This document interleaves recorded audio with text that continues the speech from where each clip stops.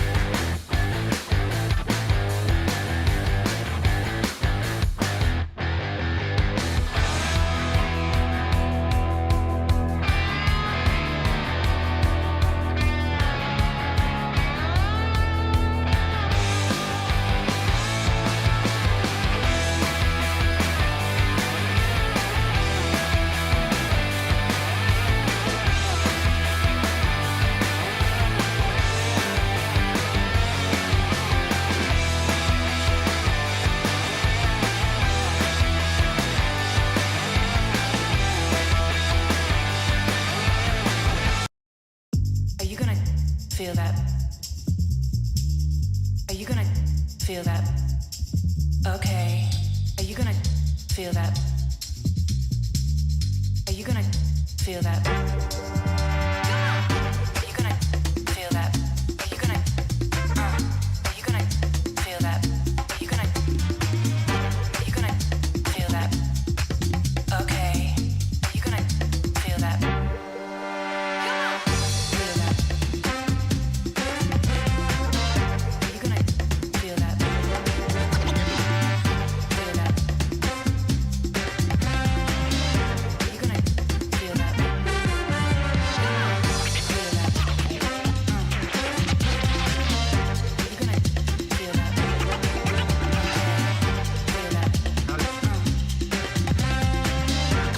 All right, welcome everybody to the Ref Room. I am Scott "SMOKIN" SILZ, joined by our local referee-in-chief, Mr. Brad BAUMRUCK.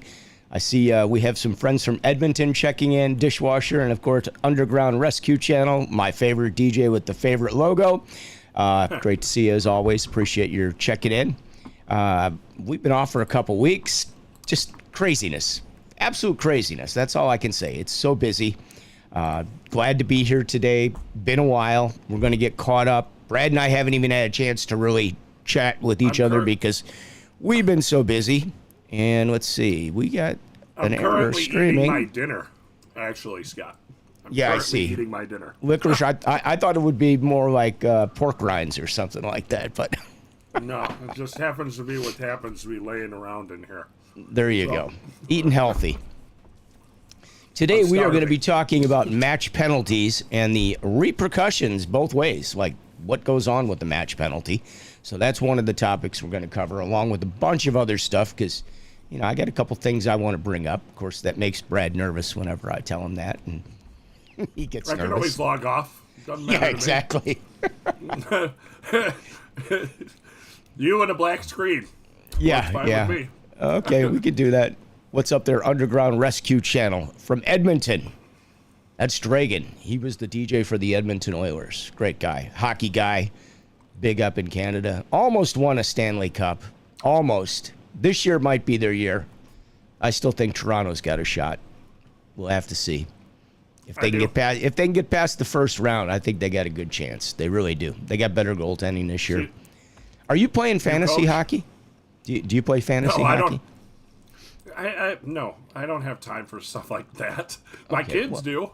Okay, well, I got into it last year. So tonight is our draft, but I'm going to be working, so I can't draft. So I had to do the auto draft. So I hope I set it up properly, because I've already paid them for it. I don't want to end up with the bottom 20 players in the league as my team, although that's a possibility, I guess. But we'll see. All guys injured. That's all I've drafted for you. Yeah. The best of the best. Anyway, so we'll have some fun with that. We'll have to chat about that because I know a lot of guys do play fantasy, even amongst the referees and the coaches. They all play fantasy, so we should probably do a show on that one day. It's just I'd like to learn more about it myself. It's just too difficult because you're constantly swapping guys out and changing your lineup. Like football, at least it's like I got to have this thing done by Wednesday, right? Yeah. And that's it. I got Tuesday, Wednesday. Yeah, and it's one game versus a bunch of games. But I think, I've got a little different strategy this year. But I had to auto draft, so I don't know if that strategy is going to work. But I have a strategy because I ranked my players. At all least Toronto the majority. Guys. What's that? All Toronto guys. I had that basically last year. I had Tavares, I had Marner, I had Nylander. I couldn't get Matthews. I tried for Matthews. And I think I had one other player from Toronto. So I had quite a few guys from Toronto last year. And it's great unless they're not winning. Shut out. Unless they get shut out. Exactly. But, so we'll see what we do this year. The dog is attacking me. Oh, okay. Well, Addison. I don't know what her problem. Yeah. By the way, have you been to the Addison Ice Arena lately? No. Yeah. And they took down the Olympic rink. They took the Olympic rink down for about a month, and they put it back up, and it's rough. It's rough. Don't know. That's what I heard. Don't know. Are they going to be able to play games on that? I mean, seriously. I'm being really honest. Like, we had to get the guy to come with an icebreaker just so we could close the door the other night to play over there. But it's rough. So I hope they kind of get things together over there. I know they were trying. But, the poor guy that ran that rink, he's not coming back. I just found that out the other night, which is really sad because he's a really nice guy and he's been there forever. Forever. Yeah, forever. Forever. Yeah. Forever and ever. Probably 25 years, if not more. Yeah. So I hear he's not coming back. So, he's got some health issues or whatever. I'm sorry to hear about, but I hope he gets better and that he's okay. And, they're going to have to get somebody in there. I mean, T.I. went in there, and I know they pumped some money in that place. I'm sure the locker rooms are nice. But, the ice surface. Why don't you just take a stroll down there? No, I don't. No. Not going to happen. Anyway, I got to ask you a question here before we get started on the match penalty thing. We've had a lot of games starting very late this season. And what I mean by that is it's an assigned time, but we're starting 10, 30, 40 minutes behind. Why do we not have curfews in Illinois like in other markets where it's like, your ice time's up, we're staying on time? Because it affects everybody going from game to game. It even affects teams because you've got coaches that are going to other games. You've got referees that are moving to other games. You got people that are probably not happy if they're starting late. Is there? I don't know why there's no curfew. I mean, like injuries and stuff, everybody understands. Yeah. But the one thing that would really drive that would be if the rink said, okay, well your ice is going to be over, and they just kick you off the ice. Yeah. Exactly. I mean, you're contracted for whatever time. The rinks are fortunate enough that they'll leave you out there, but in a lot of other areas, the rinks are like, nope, get off. Exactly. Or they start billing you. They like charge you a penalty. I think Buffalo Grove does that. I think they have a penalty after like 10 minutes. I think there's a few rinks that do that. They pay it. By the way, I'm still under the weather here, so if I start coughing and hacking, don't take it personally. No problem. It's not from what you're eating or saying, but yeah, unfortunately, it's just not something that happens in our area, and it doesn't happen everywhere. No. Some places are pretty good about it, but others are, not mindful of it at all. Plus we got teams that want to play longer than their scheduled ice slots. They got an hour ice slot or an hour 10, and they're playing 15s or 17s and a cut, and they're still listed as an hour 10 or whatever. So it's crazy. Anyway, all right, we're going to talk about the match penalties because I know you wanted to cover this. Have we had a lot of them already this year? Yes, we have. Okay. Well, this is your baby. It's your topic, so I'm going to let you take it and run where you want to go here. No. I said I was going to let you run with it, and I was going to answer the questions. I didn't get that memo. So, the one thing we have seen an incline in match penalties, and that's from the understanding of the reckless and endangering wording that's been into the rule book, and we understand that those are going to come in, and it is error on the side of safety, so everybody does understand that. The one thing is, though, you need to make sure that the report is filed. That's number one. I'll tell you a story about 2 years ago. I think it was 2 years ago, 2 seasons ago now, because it was one of the worst awkward phone calls I've ever had to make. Referee gives a player a match penalty.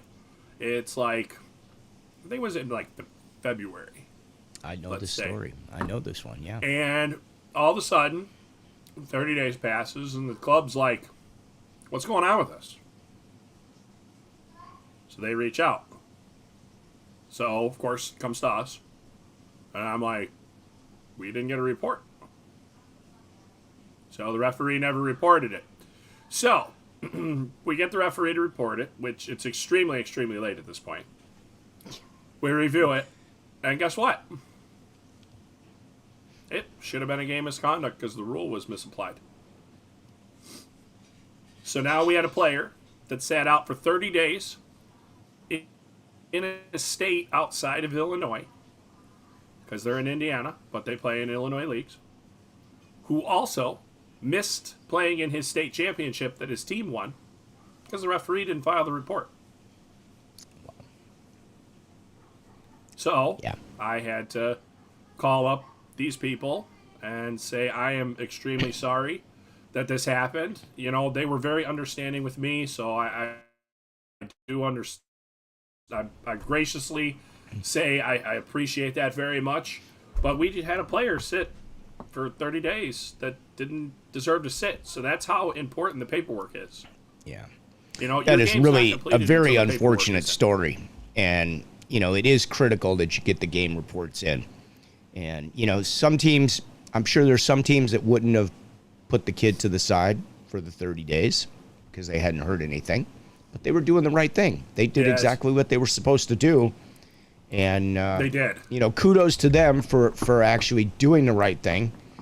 And then, you're glad that they reached out, obviously, because who knows at that point what the deal would have been. But, maybe we should talk about this because obviously you're supposed to have if you have a match penalty, you're supposed to get your game report in within 24 hours. And you're really supposed to contact somebody. You're supposed to give somebody a heads up that it's coming. And so we appreciate the heads up, of course. The ones that you have to have in within 48 hours. Now, you should have all of your reports in a timely fashion. Timely fashion to me is we understand you got home at 10:30 at night. You get up the next day and you file the report. Or you're on lunch, you file the report. That's a timely fashion. Not the match penalty happens on Thursday and it's 8 days later. Right. And now we're filing the report. So that's a big problem. But the ones that you have to have in and you need to notify somebody is any physical assault of an official. Because that actually needs to be ballooned up to the district referee in chief. Because ultimately the district referee in chief researches it. And they're the ones that end up making the determination out there with the suspension committee of the local area. And they all handle all that. So you should notify either your district referee in chief, which I know a lot of places have their direct contact, like us here because we're such a big district. We have myself that would then bubble it up to our district referee in chief, TR. Yeah. So, but it needs to get in. Unfortunately, we had one that just happened over the weekend, and a kid sat for 3 games that he was playing in, and if the report would have been in, guess what? He wouldn't have missed Saturday and Sunday. We would have taken care of it Friday night. And again, it was another misapplied rule. So Yeah, we have what players is like missing a games situation because of- usually that is a misapplied rule? Why don't you explain that to a lot of us? Because, guys think sometimes that it's a match and maybe it's really only a game misconduct. But erroring on the side of caution is better than not, and let you guys Correct. figure it out. Correct. So that's why the report needs to be put in. But like the big one is hateful and discriminatory speech. There are things that are said that, yes, we do understand, but calling some guy a effing jerk is not a match penalty. Right. But we get them, and it does happen. So stuff like that are the ones that normally get reversed. If there are injury potential penalties, the teams are able to take what's known as like a buyout, I would call it, because they have predetermined set suspensions in the USA stuff. So like if you spear a guy and it's a match, right? You can plead for 5 games and have no hearing, or you can go to a hearing. So they've given them the option to kind of assess their own outcome of it. But like pretty much if they get in there and as long as it's not misapplied, it doesn't get overturned. But we do have some things, where we'll have a guy, they call a match and then afterwards they look at the video and they're like, ooh, like it looked way different on the ice. And that's unfortunately just something that happens in our community because the game is moving so fast. We're paying attention to so many things. And you see something from one angle and it looks way worse. It's just like we had a video a couple years ago that came into us and we got it. And it looked like this guy. You're frozen up. Todd, this guy's head Brad off. is frozen in time. Like that's how it looked. Oh, I did? Yeah, you froze in time. Sorry. It looked like this guy killed this guy with an elbow. And from the one angle we got from the stands, well, guess what? There was a parent standing behind him, behind where the referee was. The guy comes across, and the other guy falls down all by himself. He doesn't even get touched. They're like 6 feet away from each other. But on the video, from up above, it looked like this guy murdered him. And we're like, how did that guy not call that? We're like, well, maybe he's just too close to it. Oh no, it was a no penalty. Like once we got the other angle, we were like dumbfounded. So that's the bad. You're lucky you got the other angle, but that's about it. Like, everybody's got a different vantage correct. point on the ice, and I've seen coaches not just the NHL. absolutely lose their mind over something. And it's like, dude, your guy just tripped on the ice. That was all he did. He got his blade on the ice and went down. Nobody was near him. The toe pick. I had a goalie the other day. Honest, true story. There's nobody within 15 or 20 feet of him. He's down and screaming, and we stopped play for him. And to this day, trainer went out there. She's like, I don't know what happened. Like, he's fine.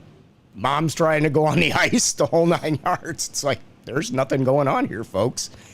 It happens. They just, I don't know. It's hockey. Crazy stuff happens out there. Oh yeah, so like with the match penalties though, like I think injury potential penalties and reckless endangering, those ones are pretty easy for the officials to deal with. Okay, but like there are some other matches in there. I know we've covered it once before for refusal to start play, where a team won't put their players out on the ice. So it's a very tricky situation. It is in the rule book. So what happens is you go over to the bench and you order them to put the players out. And if they don't comply, you bench them. You order them again. You wait. You bench them. And then, guess what? Match penalty. It's a match. For the coach. You're done with it. And For the the game is coach. over at that point. I've only had that happen one time that's a to me. difficult one to navigate. Yeah, had one time in a spring I've had league it happen game. once. Two out of town teams playing, and the head coach was already gone, not there. He walks off the ice, and he left the poor assistant or the manager to take the match penalty. It's like, you're going to end up with a match if you don't put him on the ice. He goes, well, the coach he's gone, so I'll just take whatever I got coming. It's like, really? Yeah. Okay. Whatever. Have a nice day. Yeah, but if the head It'll still go to the head head coach coach- anyway. well, if the head coach signed that, he gets it. If he said, yeah, it would go to the head Well, coach. that's the funny thing. so, you like, have that's a coaches difficult when one. they I sign the think, score sheets, they don't realize that if they sign the score sheet, even if they're there and they have the assistant sign the score sheet, guess who's getting getting the suspension? Yep, they're still getting it. Yep. Yeah, well, they generally sign it now since they changed that because Yeah. a lot of guys used to put the assistant on there. And then Yep. when they get 15, then they didn't have to worry about it. So that used to be a common workaround. But so like another one though, like Scott. Okay, the game's going on. I'll ask you. During the game, player's in a penalty box, and during the game, he reaches over and turns off the score clock. Game misconduct. Okay, are you sure it's not detrimental to the game? Oh, it could be detrimental to the game. Well, Would you match him for that, or would you just game him? You'd I would match him? Okay. when you have off ice officials involved, Yeah. because you don't know what's going to happen after that. Yeah. Nobody should be going into that scorekeeper box no matter what. Let's say the coach tears the score sheet up. He's got to rip the iPad up now. What if he takes the iPad and throws it on the ground? Slams it. Well, that's detrimental Just to the throwing it game. out there. Yeah. There you go. That's a match. Like, so it's interesting to whereas like where we have certain things. I mean, you could go it too. Let's say a coach goes into a Zamboni room and empties the entire Zamboni room out onto the ice. What do you think? Have we had that happen before? I've had it happen in a junior hockey game where Seriously? the head coach, he took everything that he could find in the building and threw it out onto the ice. Nice. And we just stood there. It was like a half-hour event. He was going crazy. And then the best part is it's his building. Security's not going to stop him. Like, he's throwing wrenches. He threw everything. So it took half hour, and guess what? That different rule book, so he got a gross, but it's still the same idea of match. They removed the gross misconducts in all of youth hockey at this point, but at that time there was still gross misconducts. But those are the tough ones. Like, in match penalties, those players are going to sit. Like, and if you misapply it, and guess what? It can be overturned, but it needs to be reported. That's the biggest thing going on, and that's the biggest irking thing. The game's not over. Like, and we do understand with the electronic game sheets, sometimes you don't get them right away. Sorry, Tina that took the score sheet, the game pad home, went out and had lunch with the girlfriends after the kids' game and didn't plug the iPad into, an internet source. Yeah. We understand that. Like, just let somebody know in your local area. Guess what? We're real good at finding them. I just found one today that somebody needed a paper one that they're like, I took a photo of it, but I can't read it. And I'm like, well, next time take 3 or 4 of them. Like, and he's like, I really should have. I didn't think about it. And we get that. I got it within like 2 hours. So, we can get them for you. But you just have to let us know, and we'll get them. if you can, if you're working with the iPad, when you finish the game and you lock the game, there's a little cloud icon. Hit it yourself, okay? Because that means the minute they get somewhere where there's internet connection, that game sheet will go up. Which the good thing is, generally a lot of people have them hooked to their phones. So what happens is when they give it back to the person, they're close enough with their phone, and bam, that baby goes out. Yeah. So, like, and that's an excellent hint. Like, it's a fantastic hint. And I do that always. And I also make sure I'm emailed a copy of every single one I get. Yeah, me too. I automatically select it so that I'm always getting a game report whether I want it or not. The thing that I find interesting, usually when I do need a game report, it takes time to get to me. Yes.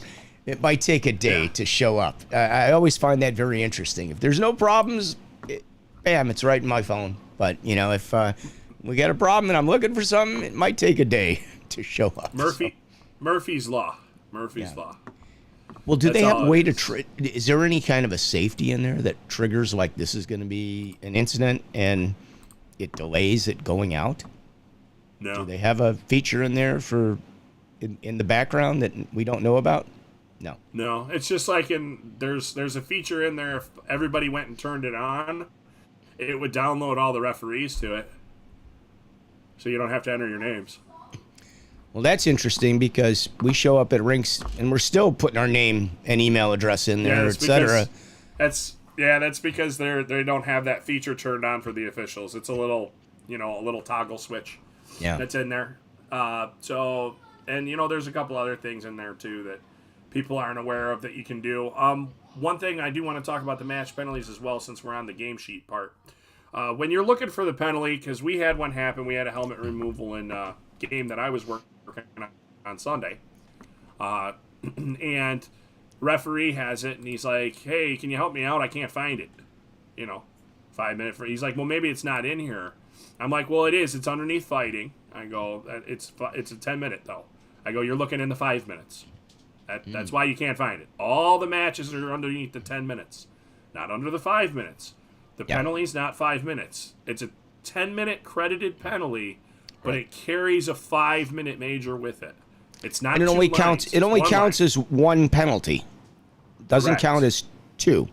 You would think because they get a major along with it and the game or whatever that you would think it's a 2 penalty situation, but it's only a 1 penalty situation.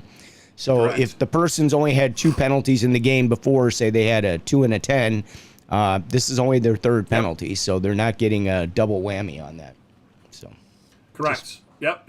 Just heads up for you guys. Yeah, just make sure with the game sheets, like that's a little ambiance that people don't realize, and it's because of the 5-minute major that carries with it. And I understand that it's confusing. I get it. It is. So I get it, but that's the way the rule is written. That's how it is. So I don't think they're going to be changing it anytime soon.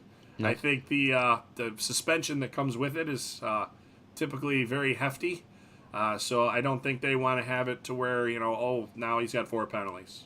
We've got a lot of viewers on YouTube and Facebook. So why don't you explain to them, if your player is to get a match penalty, what can they expect that they're going to have to go through once that match penalty is reported? Yeah, so I can't speak for all the areas, but I can definitely speak for our area. What happens is it goes over to the AHI Suspension Committee, and there are quite a few people on there that are investigators. It gets turned back over to the club, and they have to go out and investigate it. They have to find the rule. They have to do a whole bunch of stuff as the club, and then come back with what they found, and then ultimately AHI is the one that would approve how long the suspension is or not. And also, so the club is basically imposing the suspension, and AHI's saying yay or nay? No. So what happens is they get the information for them, and then AHI then makes the determination. Sorry, that sounded confusing. Yeah, it sounded like you got the club telling you what the suspension will be, and they can say yes or no. Yeah, so they generally do the research for it, the clubs do. Now, there are times where AHI does have to do it, or, IHOA, us, we do it, because we already have it. Like a lot of match penalties, luckily, thank you, referees that are not friends, that send videos. We get videos all day. There's like 6 of us that get videos, so between the 6 of us, we generally have the video, so we can get it over there. That way, the club doesn't have to do it. It speeds everything up. Because the idea is still, if a player did something wrong like this, right? The idea is still to get them back on the ice as soon as possible. We don't want to delay that. We understand that they've done something wrong. There's a punishment with it. But because of something that we're doing, it shouldn't delay it any further. So we do help out quite a bit. Do they automatically get a hearing or have to go to a hearing? So they do have a buyout option. So that's basically what it is. So it's basically, I'm not an offender, right? This happened. There's determined things through USA Hockey and then, our affiliate where they can be like, they'll opt out of the hearing, but they'll take the suspension. So that's one of the ways that they were able to rectify it to get players back on the ice. Because some guys were waiting for that hearing, but sorry, some of the locals can't get to it. So they end up sitting longer than the buyout would have been. Right. And is it number of days or number of games? It's generally games. So, but automatically it does carry a 30-day suspension when it's assessed. Now, again, there is that option, and it can be 30 days. It can be longer. Sure. Because it does happen. Now, one thing about, is we were talking about, repercussions and referees, right? If you're playing and you get a match penalty and you're a referee, if you get suspended for 10 games, IHOA is then going to turn around and suspend you for 20 days. Just so you know. You're a referee. You're held to a higher standard. You're looking at me because I'm coaching now, huh? You're coaching and you're playing, so I'm very worried for you. There you go. Very worried. You got 2 chances to hit the field goal. Right. I can get a double death penalty. So, but no, but you know what I'm saying. Like, guys need to be mindful, and it's kind of funny because we'll have guy will get a major in a high school game, and we'll see the name come in, and we're like, referee. Like, so guess what? When you get suspended as a referee, even if it's a game misconduct, guess who's calling you? Somebody from one of our committees, because guess what? You're a referee. You know better. Like, you're definitely. And I can remember being thrown out of a game years ago at Johnny's, and I won't tell you who the referee was. He didn't like the way I lined up to take the face off. Never said square up. Just didn't like the way I lined up, that I was a little cockeyed, and threw me out of a game. I was like, probably deserved it. Well, if I told you who it was, you'd understand probably. Well, we're not going to say any names. We're above that. We're referees. Exactly. We're That's why that'll be an off-air comment afterwards, I'm sure. But But yeah, I mean, interesting. Well, what do you do with the? What do you do with the arenas where they don't have live barn? I mean, a majority of them do, but not everybody does have live barn, or it's not, they could have it turned off. What do you? You're hoping somebody's got a cell phone video? Trust me, somebody has a cell phone video. You remember the saying, a picture's worth 1,000 words? Oh, yeah. Guess what? There's 1,000 videos in every rink. Yeah, I know. Everybody's got a camera. Yeah. Sorry to tell you. Yep. Amazing how that works. And amazing some of the things that we see. I know. I've heard a couple of them. Trust me. It's always amazing. We won't when repeat like, what we've seen recently that we saw once before, but yeah, we know what you're talking about. Well, we'll have players or whatever. No, that didn't happen. And then they'll send them the clip. And they're like, maybe it did happen. I came from the time of, I used to take a lot of penalties, right? I would just go right to the box. I knew I was going there when the play stopped. It didn't even faze me. I'm like, well, I'm going to sit down again. Like, I don't get what happened to those days. Just go to the box. I can't understand how, you got somebody that drops somebody to the ice when nothing else is going on, and then when you point to them and call their number out and tell them they are like, who, me? Are you serious? I think they're surprised. They go to the bench, and they still go to the bench and try to get on the bench and hide if they can. I mean, it's just unbelievable. Like, and you see it more often than not, honestly. I'm not a quiet guy, so if I tell you got a penalty, you got a penalty. I didn't go over like a mouse and whisper, 22 White's got a penalty. It's, trust me, I pointed at you and told, said something. So, yeah, it's unbelievable. Karen checking in. What's up, Karen? How are you? She says, every incident has more than 360 points of view. That is absolutely true. Absolutely. That is correct. And I've spoken about this before on the show. I know at one point a few years ago, maybe more than a few years ago, the NHL had all their general managers at a meeting. And they showed some video clips of penalties or non-penalized plays. And they were like, what do you get for that? Nothing. What do you mean? That could have killed a guy.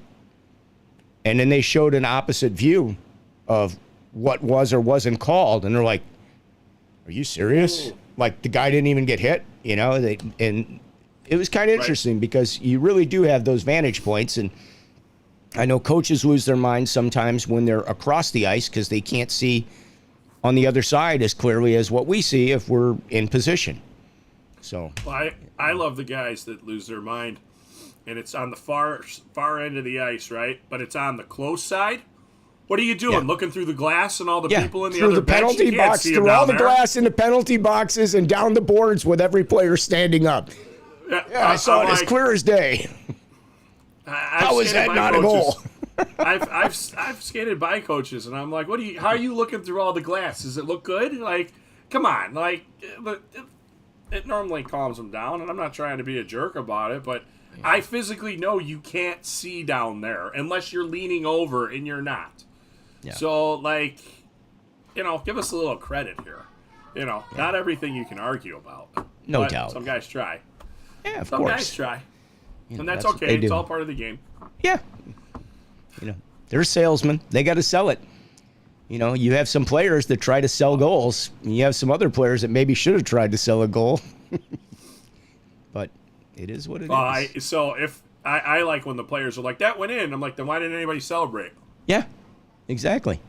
If it went in, why didn't anybody celebrate? There'd be 6 guys going down the bench right now with their hand out, okay? Yeah. I'm like, that's all. I'm like, why didn't anybody celebrate? I have that cough going too, but I took some cough syrup at I was supposed to play last night. I took off from one of the leagues that I ref at night so that I could play because it was our opening game. We only had 8 skaters, I think, and I wanted to play in the worst way. And I really I probably should not go tonight, and I didn't. I'm glad I stayed in. I feel a little bit better today, but now I've got the residual cough from it. So, but I'm going to work tonight. I got games tonight, so. Stay away from me. Stay away from the referee. Don't go near the referee, especially you big guys. All you guys that are like 6'4", 240, stay on the other side of the ice where it's safe for you. Yeah. I always enjoy the center that comes in that's losing a lung. It's like, all right, so we're doing this again. I mean, The one good thing is I don't get sick often. Yeah. I think it's from being around all of it all the time. Yeah. Well, the other thing, coaching, I'm coaching around kids now. So you're around the germ factory, basically. So school. I have to build a little more immunity, apparently. What's that? It's because of the school, because it gets passed around in the school, unfortunately. Yeah. It's just, a matter of what happens. Doctors, that's how doctors are like that. I mean, think about it. They see sick people all day. Exactly. And they don't get sick. Like, if a doctor's sick, it's a weird thing. Yeah. We've gone on to a completely different topic that has nothing to do with this. This is how we roll. This is how this show is built. Built to change subjects. All right. Anything you want to talk about with the leagues or challenges that we have or anything else that's going on that we should all be aware of? I do. No, I do want to say, thank you to our newsletter committee. They put out the second newsletter. Yep. One of them was featured in there, and then we had a referee that got married, so they tossed that in there. So that was a nice little surprise. So if anybody has anything in Illinois that they want to add, feel free to reach out to one of us on the board. We'll get you in touch with them because trust me, we're not going to have any content in about 5 months. So we'll need something, but. No, it was really well done, and we had an article in there too as well that AHI featured for John Surza, who actually moved away. He's gone. Is he gone now? Wow. He is gone. He worked his last game. I want to say it was Saturday or Thursday. Thursday. Did he get to pick who he worked with for the last game? Johnny got to go to a lot of places and say goodbye to a lot of people. Yeah. So, and I got to say goodbye to him because I saw him actually at the rink, but also, I seen him for some other stuff, and I got to say my goodbyes when we filmed the 2-1 video. So, yeah. Did he? How many years did he put in? Was it 45 years or something like that? It's like 46. 46. It's a long time. And he's not even the most tenured official in Chicagoland, because that goes to Ballantyne, right? Yeah, Dave. Well, it's funny because when we were Dave's been reffing since the day he was born. Well, there were three names when that article was going to be written about who had refereed the longest, and I knew all three names, so I just called all three of them, and I went in the order that I thought it would be the longest, right? So I called up the one guy, and unfortunately he had a break for about 10 years, which I didn't even think about, so didn't even trigger. So he's like, well, I had the break. He goes, I think it's Johnny. So I call Johnny up. And Johnny goes, I'd love to be the guy with the longest. He goes, Dave beat me. He goes, Dave's been reffing since he could walk. That's what he said. Yeah, so, he came Dave's out of the been around womb forever. with stripes on. He had stripes on when he came out of the womb. Yeah, So. actually, I think right now, he's reffing, to be honest with you. Probably is. So, but no, yeah, the longest, and, Johnny was a great guy, too. Big advocate of our game. Big advocate of refereeing. He taught seminars since I can remember. He helped us out. He was one of the first guys during COVID that was like, all right, I'll try this hybrid teaching on. He was one of the first guys other than the people that were teachers. He was like, I'll give it a whirl. And he got through it. And he's like, boy, it wasn't pretty, though. But let me tell you, everybody else learning, they didn't know any different. So... He taught a couple of my seminars because I took the fours with Furman, I think, was it Arctic, maybe? Yeah, he would have been in I think it was Arctic. Sure. Yeah, Orland Park. Because it was in that upstairs I know room. it's a long, long ride. That's all I can say. It's a long ride down there. But it was entertaining. Had fun with those guys. So. Oh, yeah. So, but yeah, no, he's leaving, and we had those articles, and the newsletter for us never having it. I will say it's been something, so if people haven't checked it out, give it a look. How many years for Pops? He's got to be up there, too. Pops had a huge break, though. Oh, he did? Okay. Yeah, Pops had a big break when he had some personal stuff happen. And actually, it's you want to know the story about how Pops came back to reffing? Because I know that story. I do know this story. Okay. He ran into somebody. He ran into Shelky Brown. Yep. So she was at a Kinko's making copies for seminars, and she bumped into Pops, and she invited him to come out on the ice, and Pops hasn't taken his skates off since. I think he wears them to bed. You bought a new pair? I know he did. You just bought a new pair, didn't you? I have. I haven't worn them yet. I got a new helmet, too. Well, I got a new pair of skates, too. And I actually, I'm wearing them to practice. I haven't worn them in a game yet. But that's a smart idea when you have they're the very chance. comfortable. They're very comfortable. But I think they were sharpened too much. And it's not comfortable for me to skate on them yet. They have to dull down. What hollow? Well, I normally get a half, but I think he did 5/8, and I think that's the problem. They are just too sharp. I've been grinding them on plastic everywhere I go, and that, and the other thing is, I had the black blades on my other CCMs, and they were this big, and now they're only about this big. Yeah. But now they're back to being about this big. They feel like they're about, like they're spiked heels. They're 3.5 inches big, tall. Yeah, it's a longer distance to go down with those blades. That's how tall they are. So yeah, I'm trying to get used to that. But comfort-wise, these are amazing. I mean, you just put them on. There's no hot spots. The newer skates. Yeah, a lot of people have been telling me, because I haven't gotten skates. I think these are 4 years old. They're either 3 or I think they're 4. They look like 4. Let's put it that way. But a lot of people were like, "Oh, the skates now, you put them on and they're fine." Yeah, you bake them once, put them on. Well, I put the ones on. Yeah, the ones I got, I put them on, and I'm like, boy, these are comfortable just standing here. I'm like, this normally isn't a norm. So I was like, well, it's nice that we've been able to do that at least. So. Yeah, it's more about the blades for me than anything, because if you switch blades out, the angles are different, and the amount of ice you're hitting with them, it's just not the same. So, the angle of skating. So I have to get used to the blades. That's my biggest challenge on the skates, I think. Right. You'll get it. You'll get it. So, oh yeah, I'm not worried about it. I think that's all for this week. That's it. We only did 45 minutes. I don't have anything else today. That's okay. All right. Well, I'm not going to take you to a couple places I know you don't want to go. So we'll leave it at that. And we will be back next week, next Wednesday. We're here Wednesdays now, 5:30. Every Wednesday. 5:30 p.m. every Wednesday now that we're in season. We got tournaments to talk about coming up, and we're going to go through some of the different rules and all that good stuff, and we'll have some guests. So join us every Wednesday, 5:30, right here in Chicagoland, and check out us. Our replays always up on YouTube. So before we end, remind everybody that CCM is coming up in November, right? That's number one. If they haven't sent their email back, if they got it, send your email back. Don't make them chase you because they need people to work.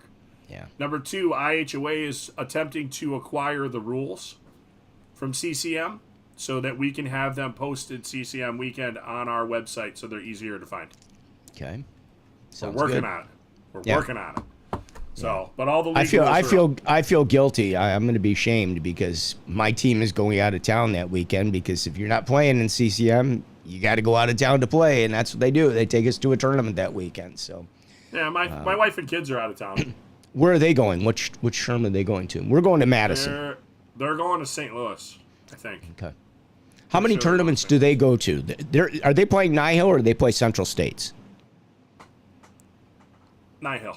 Nihil. So how many tournaments do they do a year? So they go one. They already did 1, 2, 3. I think they do 4 or 5. Wow. Okay. I mean, our team gets 2, and they can opt for a third, which they did opt for. So we've got the Wishbone tournament here in is that Thanksgiving, I believe, and then whatchamacallit? Yeah, Thanksgiving. Yeah. Yep. Yeah. So we go out of town for the CCM, and then we've got the Wishbone, and then I think we're opting for another one that may be in like Grand Rapids or something like that. I don't know. I don't know if it's even determined yet. So. Yeah, my kids just did one in Grand Rapids 2 weeks ago. Yeah. So, and it was nice. They had a good time. So. Yeah, Grand Rapids is nice. It's a nice area, and we were up there for the district seminar a while back. Yeah.